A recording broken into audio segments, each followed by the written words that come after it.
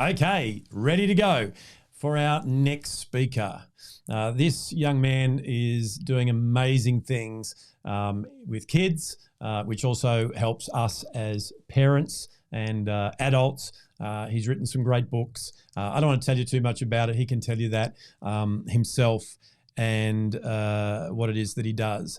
His name is Corey Gaidzionis, and I really hope I got that right in the way I said that. I'm pretty sure Corey was right, but he can correct me if I said it wrong.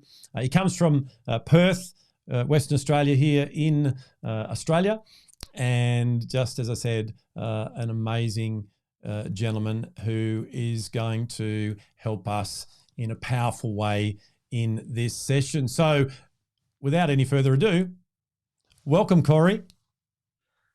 Hello, everybody. My name is Corey. I'm here today to present to the Emotional Intelligence Summit for 2022.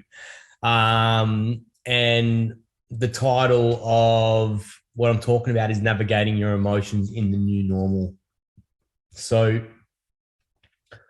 I guess for context, we've lived through this experience that we have called COVID for the last 2 years, and it's been different depending on where you come from, how you were affected by it. But in Western Australia, there was lots of lockdowns and lots of shutting down of people being able to come into our community and of being able to go and do things that we wanted to do for our work. So we weren't able to, as someone who teaches in schools and takes teenagers on experiences for camps in 2021, I wasn't able to do that.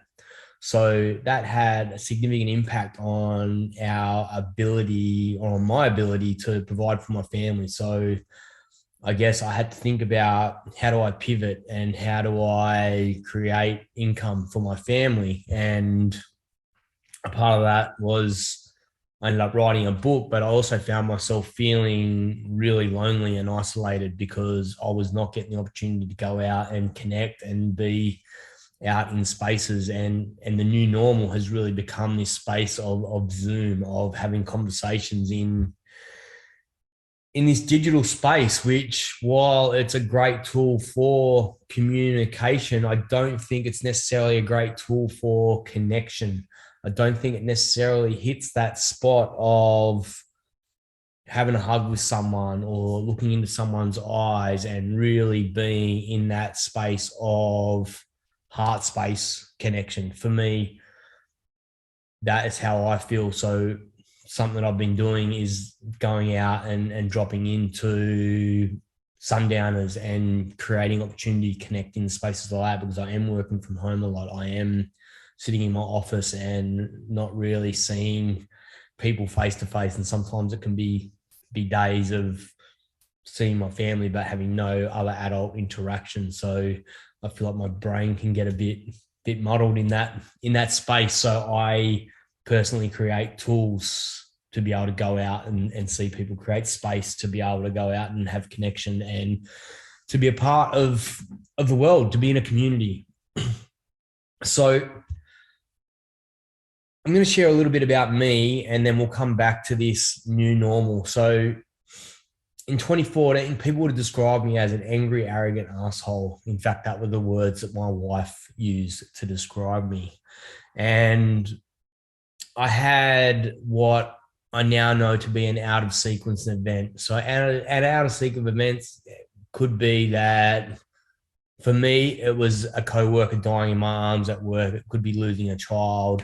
It could be insert something that wouldn't normally happen in your life. So those are two events that have happened in my life. And in 2014, I went to work and I was pretty focused as a sales guy, and I had a customer ringing me up going, "Hey, I need this still tomorrow." And I was very focused on delivering the promise. And I found myself at work given some instructions to Brendan. And I asked him to move some steel, and then I went back and phoned the customer and go, "Yeah, man, I've got this job done for you. You're going to get it tomorrow." So Then I went back into the factory and it was deadly quiet. There was no noise in the space. And I've had military training and I've done fire rescue training. So I have an ability to be able to remain calm and help out in those situations. So I went over to see what was going on and then started helping out. And then I found myself sitting up holding Brendan's head in my chest. And that when I passed Brendan off to the paramedics, my brain was broken. I lost that period of time. And when when I started to go through the journey of healing, a question that came to me, well, there was a few things that came to me, that if I drink alcohol, I'm going to die an alcoholic. I had this belief that alcohol wasn't going to be able to help me. And I believed that my brain was so broken that I could rebuild it however I want. And I sat with those two questions, or those two philosophies of no alcohol, and if I'm so broken, how do I create change in my life? So with that question, I started working with psychologists and coaches and been on this healing journey. I become a qualified counselor and a rites of passage facilitator, which I'm going to talk a fair bit about today because I believe it's really relevant to how we can navigate our emotions in the current environment. The tools that we teach those teenagers are tools that everyone can use in their life. So this out of sequence event really, really changed my world. And then 12 months later, my neighbor's son passed away, and he was my son's best friend. My son actually said that was the worst day of his life that day. And then 12 months after that, my best mate's daughter passed away. So I've had these out of sequence events which have really rocked my world and really forced me to go within to myself, but to really think about each day living life in the present moment. So it's easy to get caught up in the big scheme of things. It's easy to get caught up in what we don't have control of, but I come back to what can I control and how do I want to show up? So because I've had people die around me unexpectedly, young people and a co-worker, and this has created a philosophy of showing up with love every day. So when I leave my house, I make sure I kiss my kids and I let them know that I love them. I don't ever let my kids leave angry, and I don't ever leave angry, because what happens is I don't want to leave them with a situation where my son screamed at me. I've had an argument with my wife and then something happens. So some people say that you're prophesizing your death by doing this. I don't think that's the case. I think we're just living our best life in the present moment. So we can really, if we're out here and we get caught up in everything that's out here, we are missing the opportunity to build our emotional intelligence tools. We're missing the opportunity to reflect within. And the world is just a big disco ball. It just reflects back to us whatever we're feeling is a projection of something the world is making us react to. So we're reacting to a situation. So, and if we can look within, we can start to understand where that emotion comes from and how we can move it and shift it and understand how we ended up in this place. So I'm just going to drop into rites of passage and come back to tools. So when we take teenagers out into the bush, we have a conversation about what are their big emotions? What are they feeling in their bodies? And what we see is anger, depression, anxiety, and more recently, which I think is a post-COVID thing, is stress. They're feeling stress more and more and more. And that stress feeds into these other things, right? So as teenagers are experiencing these big emotions, what we do is we explore that over 3 or 4 days in the bush. So, and I think this really becomes this story, if you want to take it away, it becomes a tool for you to start navigating your emotions in the new normal. We can start shifting and pivoting what we feel and how we feel it and how we respond to it differently. So if our thoughts drive our emotions drive our actions, and our actions drive our thoughts, we can kind of end up in this loop of negativity potentially. So we take kids outside of their environment, remove them from their families, from their school environment, and typically from their friends. So we end up in a peer group situation where they're not with their mates, they're with a bunch of people they don't don't necessarily know. So that, I'm just gonna have a glass of water. that removal from their environment creates an opportunity for honesty and for authenticity and connection.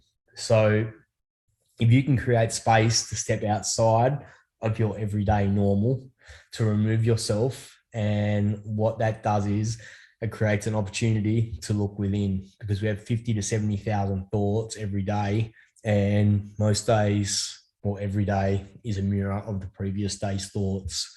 So stepping outside of our normal environment provides us an opportunity to create growth and to create change, and to look at ourselves in a different light.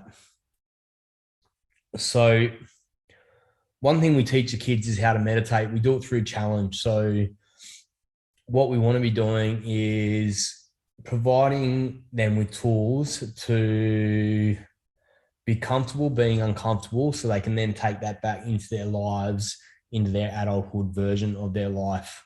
So the first challenge we do is quite an emotional challenge. It's quite difficult because not only kids, but most adults don't even know how to sit quietly with their mind to just meditate. And meditation doesn't have to be this woo-woo sitting and counting your beads and chanting. And meditation is just an opportunity to let your thoughts come and to let them go, and to recognize what is the thought that's prevalent. And then that's where the work is, right? The work is where, with the prevalent thought.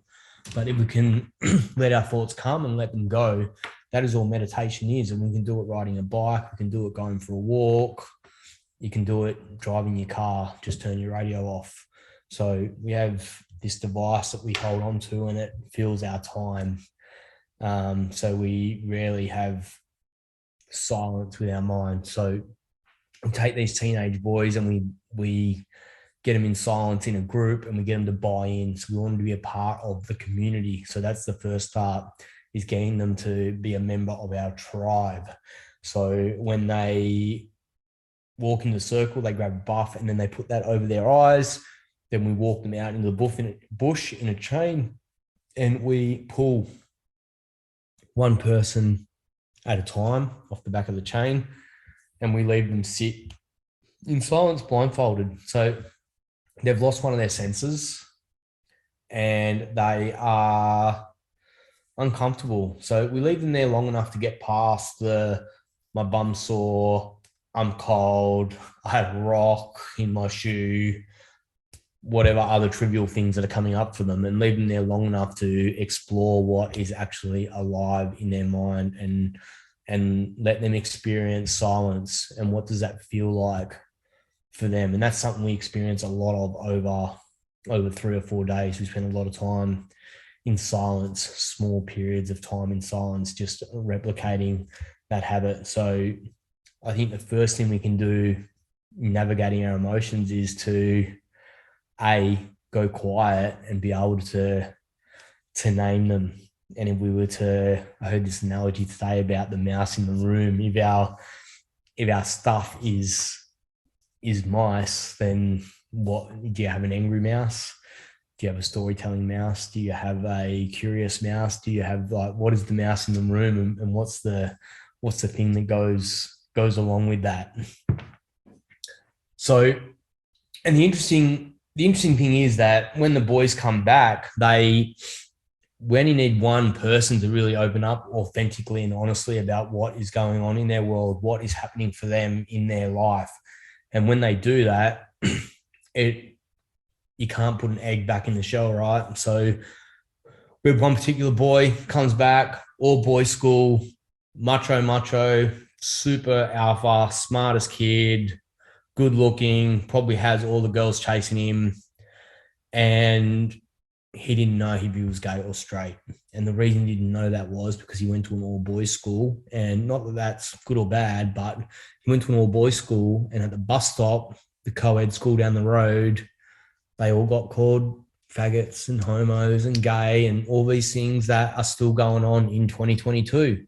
And that constant chipping away at him and at his basketball team started to get him to doubt his own mind, started to doubt who he was as a person, and started to fragment his identity. So, but when he opened up, the boys around him, they didn't judge him. They didn't isolate him. They rallied around him. And then when I asked the room, the fire pit, the circle, I asked the boys to put their hands up and share what their experience was with that. 8 of the 13 boys put their hand up. They experienced the same thing. So all of a sudden, this boy no longer felt like he was alone in that experience. So this is a really powerful piece, because there's 2 things happening. The boy in the group who felt isolated and scared to share this story, he stepped into his courage and he was able to have a conversation with his peers about how he felt about this. And then his peers, who had exactly the same thoughts and exactly the same beliefs starting to form up, were able to go, I feel like that too. And that is a really powerful gift of connection and a really powerful gift of opportunity for these boys to bond and to support each other in whatever comes up for them. The next layer of challenge is getting them to go do something high. So getting them to climb up a tower and getting them to go off the side and to abseil and to have conversations with them about that. So I think it's easy to avoid doing the difficult things, right? And when we work with teenagers, we challenge them to do difficult things, because when we take the easy path, we miss out on so much of life. And I think in the current world, it's easy to do this, to go on to a Zoom call and to just be in our house and to be present and to not have a conversation with people outside of our world. And it can be difficult to put ourselves out there and have conversations and to join men's groups and to create connection or join women's groups, whatever it is. So I think for me personally, I've run hundreds of men's circles, and men come along, and it really creates an opportunity for them to feel seen and to be connected and to not feel alone in the world. And I think that is a real problem. The statistics say that 1 in 3 people feel isolated and alone at the moment. So despite the fact that we have all this technology, it's not making people feel more connected to each other. It's making people feel like they are disconnected from the world and that they are isolated and they are alone in this experience of life.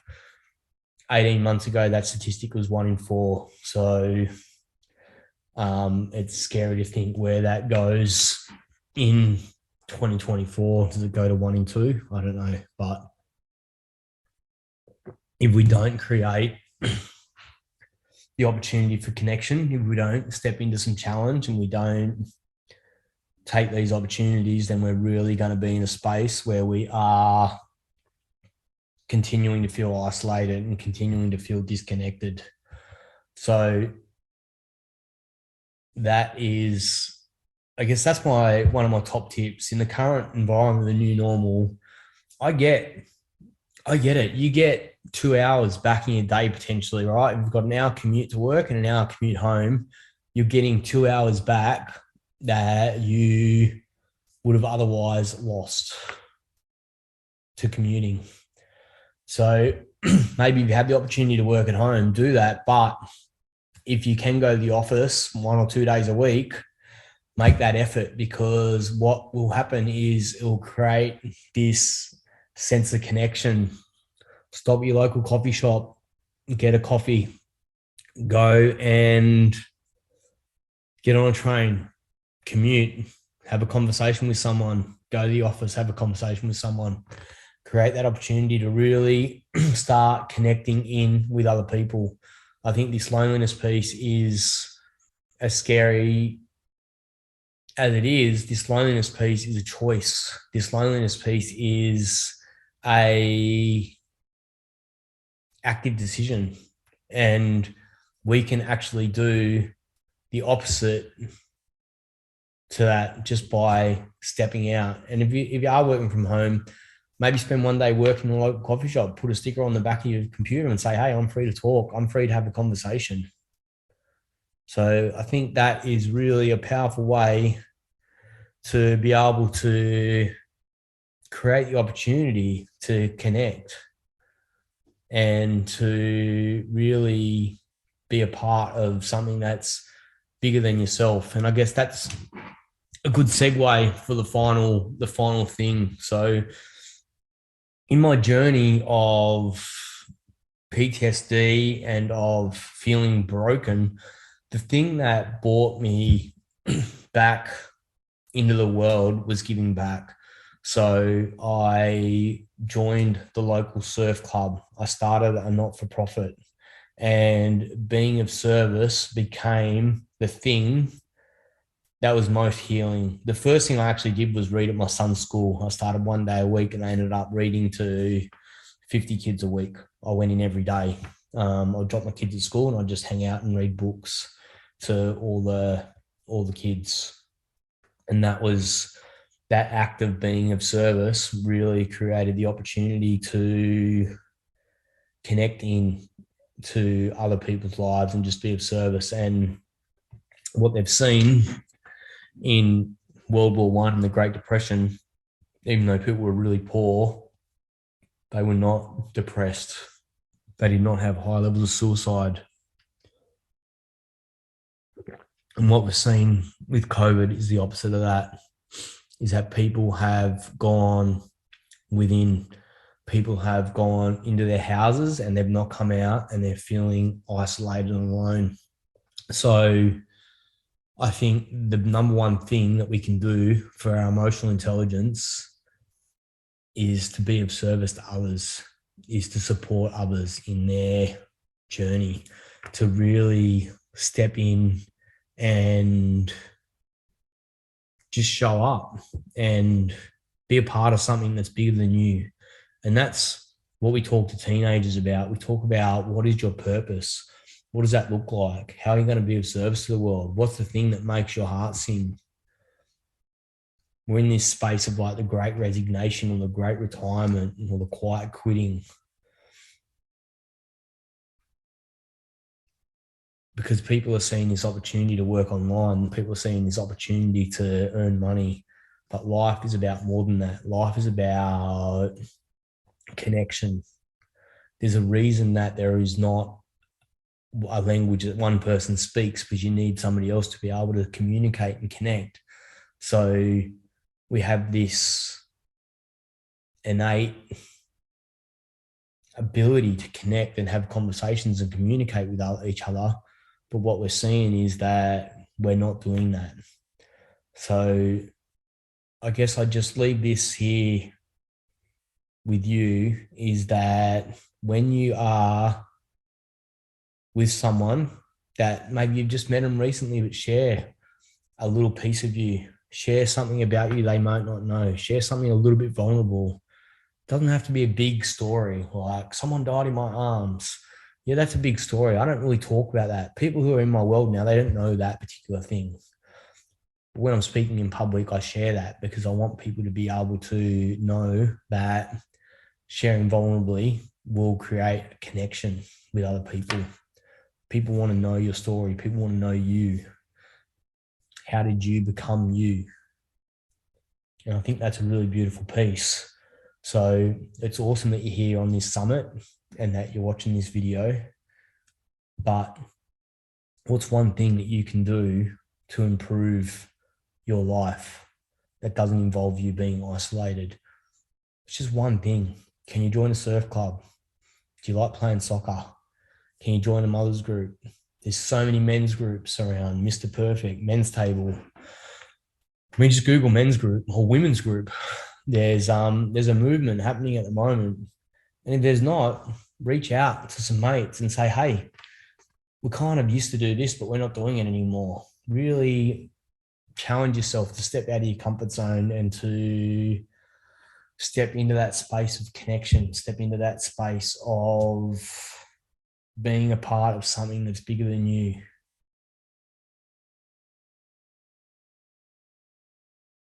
With that, I'm done. So hopefully you got some value from this. I've enjoyed delivering the content. It's a little bit off topic of what I was going to talk about, but that's okay. I'm all about going where the energy is, and the energy was in that space of connection and community and being a part of something that's bigger than you. And I think that is the opposite of what the new normal is. So go and do that. Thanks for watching. Well, I told you it was going to be a great session, and I got lots out of that, took heaps of notes myself. So I'd love you to give some love in the chat to Corey. Thank you so much for that, Corey. Really, really appreciate you stepping up and serving, particularly seeing you were a late entry speaker because we lost one to COVID. And I was really fantastic to be able to get you in. And thank you so much for serving everybody here as well. And as I said, if you are interested in knowing more about what Corey does, reach out to him yourself. Well, we're going to take another quick break before we come back for our next speaker.